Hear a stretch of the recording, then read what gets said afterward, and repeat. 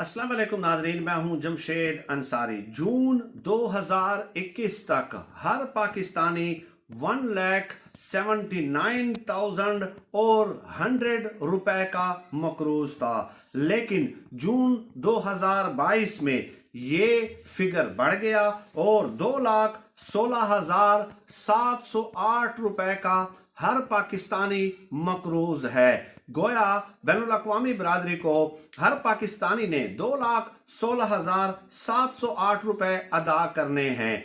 एक साल के दौरान ये 21% इजाफा हुआ है और 37,608 रुपए मजीद जो है हर पाकिस्तानी के ऊपर कर्ज बढ़ गया है। ये एक साल की फिगर थी। इसके अलावा जून 2023 में अब मजीद आदाद शुमार आएंगे, वो भी इंशाअल्लाह ताला आपकी खिदमत में पेश करूंगा।